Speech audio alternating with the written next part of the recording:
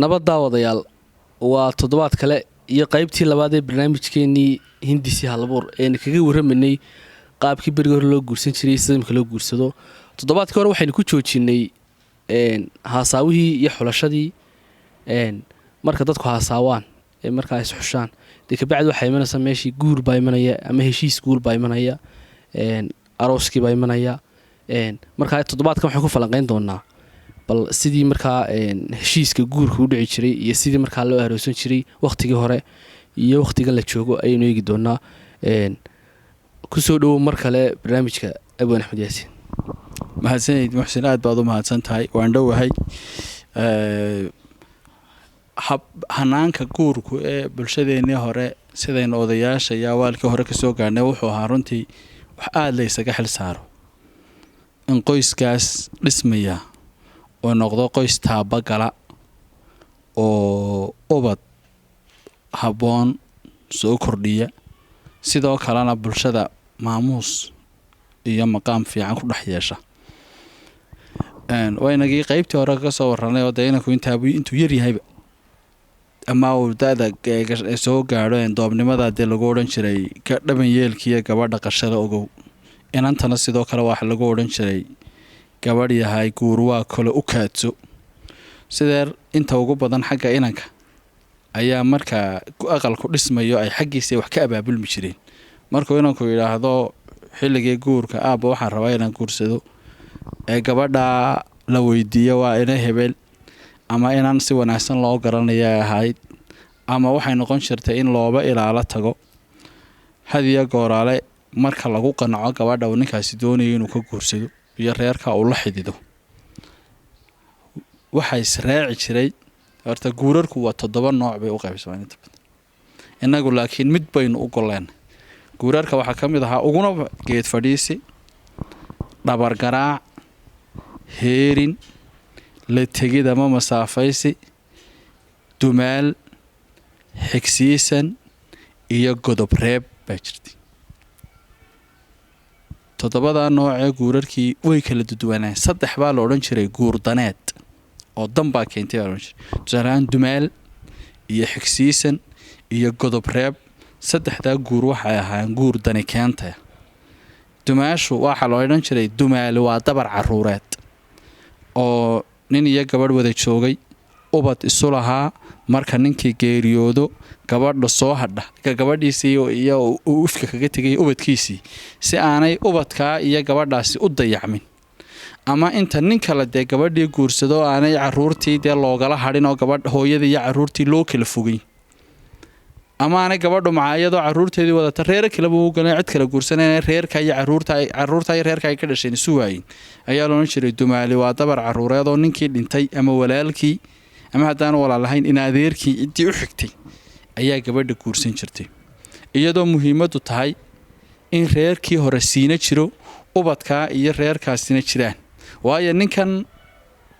reerkan gabadhan uu dumaalay caruurtan yaryar ama walaalkii baa dhalay ama in adeerkii baa dhalayoo mar walba uu uga naxariisiyo kalgacal badanaya nin kale oo aan aabba u ahayn. waxaa jira iyaduna xigsiisan oo haddii gabadhu geeriyooto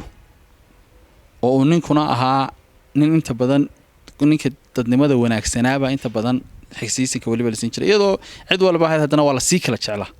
marka caruurta ay gabadhu ka dhimatay haddii gabadh kale uu ninkaasi soo guursado, inta ugu badan aayada mid ilaahay hagaajiye mooye aayooyinka waa laga fiicanyay. ubadkaa kale ee ninku dhalay inta badan sida kuwa ay iyadu hooyada u tahay ulama dhaqmaan. marka habaryartood baa la odhan jiray ninkii gabadhu ka dhimatay hala siiyo. inay labadaa guur jireenna waxaa la yidhahdaa nin baa gabadh guursaday, inan la yaal buu ahaa. maalintii uu ninku reerka ka guurayay ayuu odaygii inanta dhalay odayg inankana u sodog ahaabaa wuxuu ku yidhi inantaydii waan kula dardaarmayaa hadalkaygaa gunto. inankaygiio adna erey baan ku odhanayaa ereygaa meel adag ma aragtay gasho. deedna wuxuu yidhi inantaydii reerkaa maanta aad u guurayso ha ka dumaal waayin. inankaygiiow adna reerkaa aad maanta ka guurayso ha ka xigsiisan waayin. macnaha labadoodiiba wuxuu faray adigu inanteedii reerkaa aad u guurayso ee aad u dhaxday habdhaqan wanaagsan ixtiraam wixii haween lagu arki jiray wanaag ahaa u muuji si haddaan eebaba ubada idin kala siin oo ninkaagu kaaga horeeya mid horreyn ilaahay baa ogey loo yidhaahda gabadhaasi gabadh fiican bay ahayde gabadhaa heblaayaha la dumaalo hanaan wanaag iyo wanaagga lagu arko adna inankaygayow haddii gabadhaasi kaa horrayso si loo yidhaahda ninkii hebelnin wanaagsan buu ahaa inan xigsiisana hala siiyo guurka kale isna dani keentayga ahaa wuxuu ahaa guurka lo odhan jiray godob reebta oo maahmaahbaa tiraa meel xinjiri ku daadatay xabbaa lagu bururiyaa marka dagaaladu dhacaan waliba dad inta badan dee isu ama dad aan kala fogeyne hayb ahaan isku meel ku aroora dagaala dhex maraan xaggana marka magta laga bixinayo ee heshiis ku dhaco ee labadii beelood la heshiisiinayo qolo waliba magta waxay raacin jirtay hablo inaan godob reeb la yidhaha markaa hablaha waxaa la siin jiray ninkii dagaalka ku dhintay nin uu dhalay ama ninka aabihii lagu dilay ama nin walaalkii lagu dilay oo ahayd dagaalkaasi hab nabadeed oo caruurta dhan walba ka dhalata dhanka kale abtaa looga noqonaya hadhow toole inanna abtigii kuma degdegayn abtina inan yaroo dee walaashii dhashay gacan kulama degdegayna guur nabad keenid ah oo xal colaadeed ah ayuu ahaa inta kale dhabargaraaca iyo heerinka iyo la tegidda iyo ma aragta masaafada iyo waa iska iyagu ee mudnaantu geed fadhiisiga ahayd geed fadhiisigana hanaanka ugu fiican ee la samayn jiray wuxuu ahaa marka la isballansado in inanta reerkooda loo soo ardaagalo inanka reerkoodu u soo ardaagalo usoo geed fadhiisto kadibna la yidhaahdo ereyada meeshaa laisweydaarsan jiray iyo hanaanka hablaha ma aragtay loo kala gudoomi jiray waxaa ku jiray hab ereyada cajiiba ninka inanta weydiisanaya wuxuu odhan jiray waxaanu idinka doonaynaa baladaba fiirso waa wadar heblaaye hebel hebel wax guud ahaan buu odhanaya gaar ahaanna waxaanu doonaynaa hebel hebel hebel hadalka waxa keli iyo wadar looga dhigay xigmad baa ku jirta waxaanu idinka doonaynaa macnaha hebeluun maaha inantaa markay reerkaa loo soo guursaday ay u dhaxdo ninkaasun laguma eegayne wixii khilaafa hadduu yimaadaba xalkeedu umuu oolin intaanu inanta reerkooda gaadhin inanka reerkoodu yeelin marka inantaa waxaanu idinka doonaynaa waa wadar baanu idinka doonaynaa waxaananu u doonaynaa hebel hebel inantaa macnaha annagaa nagu ogtiin weyaan deedna dee marka uu nin inan doono haddii uu qaar hore xumeeyey oo reerkaasi aanu u dhaqi waayo islaha marka dambe inan doono oo odayaasha ilaa kaale gabadh baan doonaya raaca anaga tag baa loodhan jiray magaca iyaga ha xumayne kuwii hore laguu doonayba waad hagaajin weydey baa loodhan jiray marka hab asluubeed hanaan ballaadhanahoo heblaayo reer hebel marka ereyadii la isticmaali jiraa hebel reer hebel buu ka guursaday oo macnaheedu yahay raggu markuu ninku guursado 3 midun buu noqon jiray qof la xidid iyo qoys la xidid iyo qabiilo la xidid baa loo jeedaa qof la xidid waxa laga wadaa nin isaga mooye gabadha uu guursaday mooyaane cid kale aan xiriirinayn dan kala hayno maarta sida midna waa qoys la xididoo reerka oo inanta ka guursaday iyo qoyskooda iyo intaa ayuunbuu muhiimadda siin jiray ninka ugu wanaagsani laakiin wuxuu ahaa ninka qabiilo la xididka la oo cid waloo inantaa reerkooda ahba si guud haddaa reerkaa inantaa u dhaxday reerkay tahay buu hagaajinaya martisooraya ixtiraam siinaya ma aragta wixii ka qaldan uu arka markaa isagu iska xil saaraya siduu u hagaajin lahaa war waxaad ka warantaa qaabkaas waa qaabkii dee inanta markaa loo soo dooni jiray ama hablaha markaa laysku weydiisan jiray marka inantii laisweydiisto markaa inantii laysa siiyo waagii hore maxaa xigi jiray baad u malaynaysa inanta markaa laisweydiisto ee laysa siiyo horta dee waxaa la kala qaadan jiray yarad iyo gabaadi xurmo iyo maamuus oo dee inani waa qof nooloo kusoo raacayo xoolemo gooyaane xurmo iyo maamuus buu ahaa ma aragtay reerkaa gabadha laga guursaday lagu muunaynayo dee in inanta muddo kadib lala wareegi doono. deedna berigaa hore inanta waxa la bari jiray iyadoo horeba dee intaanay looba soo geed fadhiisan inanta la bari jiray agabka aqalka iyo habka loo sameeyo nidaamka. hooyadu inanta waxay diyaarin jirtay wax la yidhaahdo dhibaad oo inanta markaa la wareejinayo la raacinayo. inankana waxaa loo sameyn jiray wax la yidhaahdo kaalo oo ah qoys buu noqonayaa. qoyskaa cusub ee gaarkiisu taagaya wixii uu ku dhaqmi lahaa oo ku dhismi lahaa. intaasi markay dhacdo muddo kadib gabadha lala wareego xabaaliye ninkeed loo kala teg bay ahayd. dabadeetana halkaa waxaa ka soo bixi jiray berigaa hore gabadhaa iyo hanaankii lagu soo guursaday inay gabadh karti badan tahay, inay gabadh maamuusla tahay, inay gabadh xoolo og tahay, inay gabadh dulqaadla. waxaasoo dhammi hadhow toola guriga iyo hanaankiisu kasoo bixi jiray. faraqa berigan iyo berigaa udhexeeyna waxa weeyaan berigaa ninka marka la kaaliyo ee wixii la siinayay dee reerkoodu gaar soocaan, ciddii tolkii iyo ehelkiina waxay siinaysaa siiso. iyadana dhibaadii iyo gurigii loo dhisay mindhismada ahaayee cusbaayee dubcad ahaayeen loo taago. wada macaamilkooda mooyaane culays berigaa jirayay oo kale may jirin. qofka iyo dabeecaddiisu inay gurigaa ka dumisa mooyaane. inanta markaa la guursado aabaheeduu la dardaarmi jiray maalintaa la amba bixinayo gabadhi ama guriga ninkeeda ku asturnaatay ama god aakhira ku asturnaatay. macnuhu waxa weyaan gurigaa aad maanta gabadhaydii u guurtay ee aad adigu aqalkaagii ah god aakhira maalin gaagaadho laguu galbiye mooyaane kasoo noqosho aadee aad ku xisaabtamaysaa ma jirto. ninka laftiisa qiimaha lagu qiimeyn jiray baa ahaa siduu qoyskiisa u maamuuso ula dhaqmay oo u xurmeeyo. iyada laakiin mar walba haweenka ayay muhiimaddu ahayd. muhiimadda iyo mas-uuliyaddu haweenkay ahayd. raggaa hore waliba hanaankooda hore afgaabni badan iyo xishood badan baa jira. waxaa yahdaa marsalo nin odaya ayay gabadhii hore ka dhimatay. gabadh yar baa xigsiisan loo siiyey. deedna gabadh yar bay ahayd oo aan reernimada wax badan ka garanayn. ninkana nin weyn buu ahaa. markaa cuntada usoo dhigto iska daa dee wax kaloo laysku qabsadiyo hawl kaloo dhacdee wuxuu ka xishoonayaa inuu yidhaahdo cuntada intani way yar tahay ama ebeeri ama xilligan qadada iyo quraacda dhexdooda wixii keena ma cashada iyo qadada dhexdooda wixii keena. deedna waxaa yidhahdaa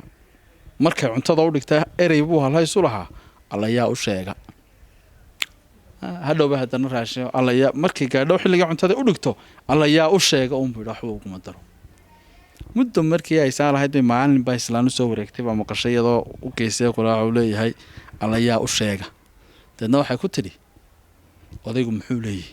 masey tidhi ma garanaya odaygu markay xilliga cuntada aan u geynayo unbuu idhaahdaa alla yaa u sheega. deedna waxay ku tidhi islaantii ogabay ereyga habar marka la leeyahay waa habar moogta waa tii habka iyo hanaanka waxbaraysa.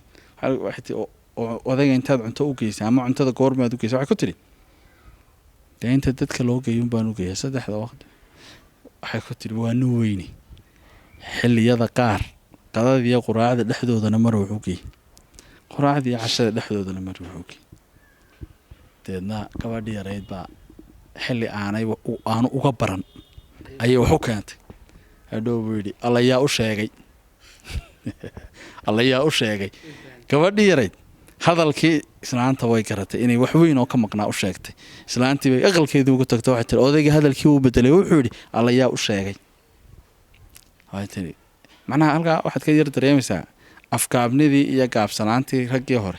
wax badanay ka gaabsanayeen. laakiin maanta mushkuladaha iska dhaca waxaa ka mid ah inuu nin gabadhiisu kaga soo dudoo lagu qarqaado cuntadiibay karin weydi raashinkiibay ma aragtay xilligiisii aroor walba gurigaan gaajo kaga kalahna oo intaa adigaaba aayar u sheegi karayay maxaaba cid kale laga gaadhsiinyay ka maqli. waa garaha maanta la galo nin iyo gabadhiisi inan soo dutay oo gurigii loogay waa maxaa hebel baa hadhow markaa odayaashu arrinkii galaan waa raashin wax gabadh loogu gacan qaadiya wax lagu saara doona maaha maxaa. deedna wax badan oo iminkay naga qaldan oo aada u badan oo qaldan ayaa jira. xataa berigaa hore waxaad dareemaysaa furniinka maanta iyo furniinka berigaa faraq badan baa u dhexeeyey. aad iyo aad bal waxaad ka warantaa dee ragga hore odigaa sheego yidhi sidaasay xusheyn jireen oo sheekada wanaagsanna ka sheekeeyey. kuwan ma la odhan karaa waa qorqodo waa kuwan malaha dumarka gijada wax kula karayba ma la odhan karaa wakhtigan la joogo? horta saddex waxyaabood ba iminka wuxu dhacaan. iminka mid qoyskiisaaba ku dayacanoo iyagoo reerkiis ka qatayin baa laga yaabaa inuu suuqa ka cuno, halkaa mas-uuliyad darra ka timaado. midna waa naga la iyadoo gurigiiba la joogo ayuu wax yaroo in iska koobantay nin baa laga sheekeynaya iyagoo ma aqaano xilligii la qaxay xilli ay ahayd waa la yidhahdaa caruurtoo dee raashin cunaysa ayuu yidhi kaa ciyaalka boobiya muxuu ahaa kaa madoobe kaa ciyaalka. gabadhii baa tiri maxamed yaraanid kale waa oo goormu intan leekaaday wiil. waxay kuu caddaynaysaa hanaanka ogaan la-aanta oo dee ninkaa soo gaadhay ilmihiisii oo goormu intan leekaaday. halkaa mar dayac baa gurigii jira. waxaa laga yaabaa inaan wax badanba ragga qaar qoyskii aanay ka warhayn, qaarna ay sidaa aan sheegayo iskuba saluugaan. dhallinyartaba ha u badnaatee isaseeg badan uu ka yimaado. heblaayo wixii dheeftiiyo dhuuniga lagu noolaaba maaha mid hagaajinaysa. dee midina iminkaynuga soo kordha waa jirtaayo mid masaariifaan waxbaba ku filayn intuu bixiyo ku dilaya maxaad hilib uga karin weydi. wallaahi waan gallay gartaa dhowr jeer maxay ninkii gabadha waa ka tegaysaa wari maxaa dhacay inantu inanaad isaga afkaabanba hado mar dambe dee wixii soo noqnoqdaabaya wixii aad qarsataaba ku qarsadaa mar dambe wixii qarin kari weydo markaasay tiri hebel bal waxaa hoos igu weydiisaan dee ninkaa odayga ahay wuxuu sameeyey waxaan aadama samayne intaa hilib ma laga cuni karaa maraq ma laga cabi karaa. bal ma cid kale miyaad u sheegtay markaasay tiri ma idinkaa idiin sheegay bal cid kale ha u sheegi. isagii baa la yidhi war hebel maxaad sidan u samaysay war waxaasa intaasaa ragma bixiyaayo ay wax ka cunaane maxaa annaga hilib looga sameyn waayo buuli miyadaa iga xooleysanaysa. caad yar inantaa inay reerkooda iskaga noqotaa ma ka fiicnaan lahayd baan kuna haddii waxaa lagu maqla adna waa kugu ceeb xaafadana waa ku ceebe waxaas iyo kugu baahay. dee waa masaariif 20 kun ahoo dee waxaa ka weyn maarta. markaa berigaa horena de nin baa la yidhaahdaa gabadh buu guursaday. gabadhaa ninkii horeen ka sheekeynay uu u geedo isaga waa xigsiisan baa loo sii kanay wuu doonay. markaa gabadhan isagoo caruur yaryar leh ayuu gabadhan dambe guursaday. gabadhan dambe isaga iyo caruurta raashinka way isugu dartaa. wuxuu ka xishoonayaa ninkaasi inuu yidhaahdo annaga iyo caruurta noo kala sooc. caruurta iyo isaga way isugu ridaa dee waa aabbo oo waa beer wax dhalaye 2 jeer markuu qaatay iyaguna ciyaalku ku leefaan. dee soomaalidna waxaa jiraa candho waa calool afkeed. odaygii waa kanoo waanu qatan yahay dee caawana godol baa la yska rabaa. dabadeetana odaygii baa isiri bal gabadha waxaad u sheegtaa inaan yaryarka iyo waaweynka haddii wax la isugu daro meesha waaweynku ku qatay ama yaryar ku qatayin intay yaryarku qadi lahaayeen oo isagu qadoodiga qaatay adhi bay lahaayeen. deedna wuxuu ku yidhi maanta waxaraha ha ka reebina soo raaci riyaha. waxarihii iyo riyihii baa la soo raaciyo markaa xilliga u ululaa markaa waa dhirtaa dhaameel kale. riyihiibaa ay waxaruhu show dee ka hoos wixii loo lulayba ka hoos cunaan. habeennimadii buu riyihii soo xaliyey. markay istiri dee riyihii lis gabadhi ayay waxay ka listay waxaanay hore uga lis jirin aad u yar laakiin way garanaysaa sababta caawa ay riyuhu u yareeyeen. maasbay tiri dee riyaha maanta waxaraha wixii aad u luli jirtayba ka cunayoo caddayskiina caawa way gabeen. waa intuu wadan lahaa wuxuu ku yidhi wax waloo wax ka yar wax loogu daraaba sidaasaa wixii la filayay looga waayaa. wax waloo wax ka yar wax loogu daro wuu karayay inuu yidhaahda aniga iyo ciyaalka cuntada laakiin wuxuu diidanaa in la yidha inay tidhaahdo ciyaalkiisii buu imaan la-aantiisa diidayaa inuu wax la cuno uu cirweyo ciyaal dabadeedna afkaabni iyo dhowr soonaan ayay dee wax badani ahaayeen waagii hore baa qarribani waa jireen laakiin haddana dhowrsoonaan taa badnayd maanta laakiin dhanka kale u badan tahay markastoo lasii magaaloobaba waxbaa sii xumaanaya. aad iyo aad balaabuwan waxaad ka warantaa berigii hore dee hablaha inta u badan waa loo soo geed fadhiisan jiray oo inanta 100 halaad iyo qorigii iyo faraskii baa laga bixin jiray. wakhtigan iminka la joogay ee 2020 dhalinyaro badan waxay ku odhanayaan waxaan u guursan weyno niyow guurku waa qaali. miyaa la odhan karin waagaasu guur ka qaalisanaa xilligan la joogaba? xilligaasaaba xoolano la bixinay. horta si markaad u eegto labada qof markay istoonayaan iyaguna isku qanacsan yihiin waxaa ugu bixin haddaynu idhaahno waxaa ugu bixin danee la bixiyaa horta qaaligaa ay sheegayaan geed fadhiisiga waxaa la geynayaba maaha waa wax badan oo dambe oo soo kordhay muxsina markaad si u eegto labada waxyaabaha soo kordhay iska dayntooda iyo fulintooduna labada qof bay ku xidhantay. waxay ka odhanayaan waxyaabaha soo kordhay dee xataa wax alla wax macna ay samaynayaan aanad garanayn inantii yaradiyo gabaati culays ma leh laakiin wuu ku odhanayaa inantiibaa maalinta sidaa loogu geed fadhiisto habeennimada xaflad doonaysa inay qabsato aye maalinta ku xigtana isbarashay doonaysaayoo reerkiin iyo reerkoodu inay isu tagaan iyadoo aan ogeynuun isbarashada soo korodhay ee basarxumada de reerkuila wa isbaran doonaanba iyaga maaragtay oo daniba u isbatay oo haweenkaa weliba inta badan isbartee ayuu mid yidhi maalin dhaweydna midbaa dhacday oo midbaa wuxuu sameeyey odayaashiibuu isbaray maasaan waar edabdaradii horaa loo taagilaya tu kalaha nagu soo kordhin tii horaa la rabaa in laga noqdo oo la yidhaahdo dad kumarku iyagaa isbaran doona inaad here markay reerku yimaadaani adigu iska daha soo hooyada iyo walaasha iyo un maaha arooska kadib aqalkeenaynu ku casuuminaya iska daa maxaa u dhelka geensa waa simbal labadan qof bay ku xidhantahay waxaas heblaayoy waxba abladaa haddaan loo karana dee waaba loo samayn haddii kalena togba taagtii buu rogmadaayay laakiin marka la ysku doorto sifa iska maala yacni oo kuwaynu sheegaynaya dee xaflad baa laysu guursanayay reer iyo ubad iyo nidaam iyo wax badan oo dambe ayaa la eegayay. gabadha tayada leh dee garashada leh waxay ka odhanaysaa anigaa haysta kharashkaasi adugu ka bax xafladeyda anaa qabsanaya. haddii ay kugu og tahay oo aad wax badan u haysana qaar kale oo aan hayn baa lagu xujayn doonaaye wadda furantay ha ka dhigin baldeeg haddaad adigu haysood wax badan u samayn karto mid kaleoo aan hayn baa lagu xujayn doonaa la odhan doonaa heblaayaba waa tii xafladda dhigatee anigana weligaana haddaad aragta gabadh kula gabdhaabidii sidaa ahaydba waa tii sidaa samaysay reer kuu noqon mayso. oo waxaa ku xigtaa heblaayana waa tii la furaa warqadana sii ya heblaayadii xafladda dhigan heblaayo waa tii xafladda dhigatee heblaayana waa tii marka way jiraan kharashaadkaasi laakiin waa sidaad adigu qofkan aas doorateen ugu qanciso un. aanu soo joognay nin inan ku doonay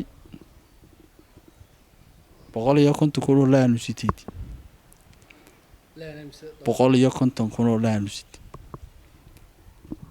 dee 15 kun oo doorna waa lagu doonaa soo ma waxay ku xidhan tahay qofkan sidaa isu tihiin iyo cidda aad u degaysaysaa lagu yihi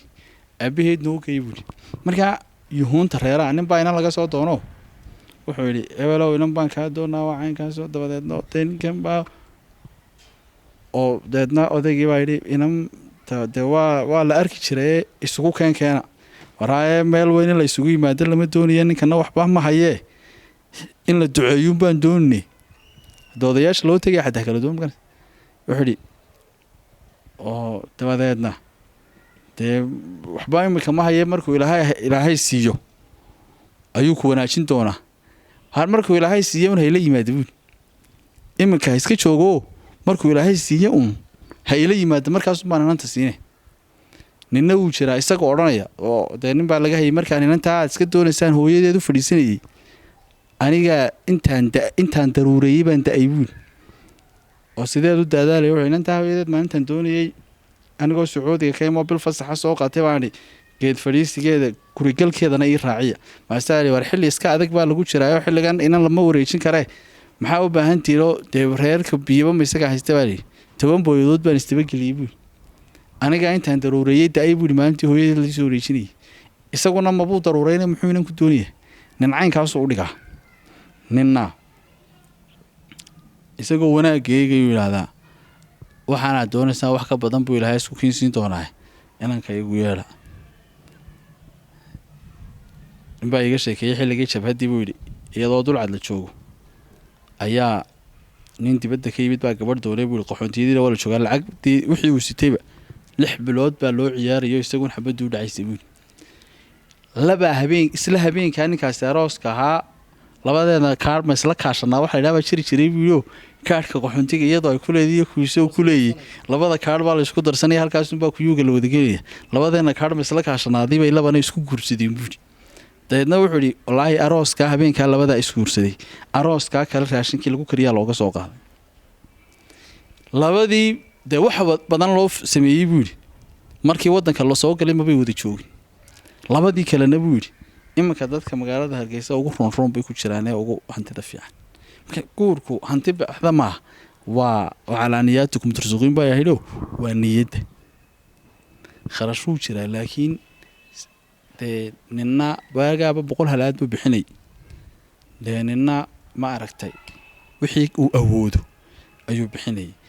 waa loo soo joogay mid intaas oo kun laga bixiyay oo bishii ka dambeysayba wixii kala yaacay iyo midaan waxba bixinay la isugu duceeyo gurigoodii iyo reerkoodiiba taaba galeen marka labada qof bay ku xirantay gabadhu mayada hanti doonaysa inta ugu badan xagga hablaha ka timaadayo inay hebel beyntaas laga bixi iyaga waxay ugu dhan tahay in baa igu waxay ugu tiri guriga hagaaji hadaa doonto masaariif fahaysiin oo maxaa dhacay dadka ay soo booqanay hablaha ay imanaya guriga quruxda badan ha arkaan haddaan doono waxba waxaan sharaab ugu qasabaha yaan hayne bilicdaasuun ha arkaan dee bilici maxay tari heblaayo markaan hantida way jirtaa guurka kharashaadka faraha badan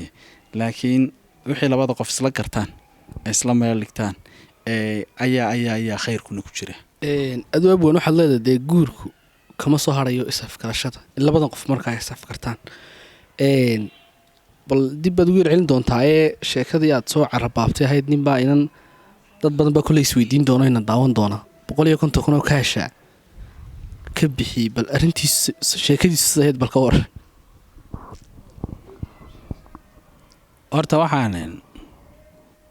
labadoodu aad bay isu doonayeen dhalinyarna way ahaayeen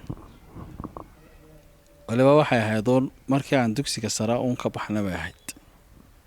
waliba xilligaa waxaan marayaa fasalka afraad gabagabadiisii un bay ahayd labadooda iyagoo da'yar marar bay ku tashadeen aan isla baxsano habeen buu deedna nin isaga kula taliyey reeraha dadka isla tagaa inta badan iskuma raagaan oo labadooduba naxdin bay qaataan buu haddaad imanka inantaa intaad soo kaxayso reerkiina tul keento aabaheeda mi reerkoodu markuu maqlay inantii heblaaye ahayd waa lala tegey hooyadeedii aabaheedba way ka naxayaan buu reerkiinood xaaladiisa ogtahay haddaad dul keentana waa lagaa naxayaa buu idinkoo laba naxdinood wata markaad guri gashaana uu dumayaa taa anigaa huba buu maxaa talaa buu waxaad haysaa aabaheed u geey buu dee aabaheedii aa u tegi kara buu anagu markaa waxaan waa iskala kaaya fudud yihiinoo wax weyn maaha laakiin ninkan nala talinaya wuxuu leeyahay laga yaabaa inuu aabaheedba ama uu idin yidhaahdo horeynanta waxaan aa wadataan wax maahae u yeedha odayaashiin iyo soo kordhiya iyo inuu idin yidhaahdo adeer anaa isugu kiin ducayni wuxuu u sheegay oday u adeero odayga adeerkaaba la yaaba wuxuu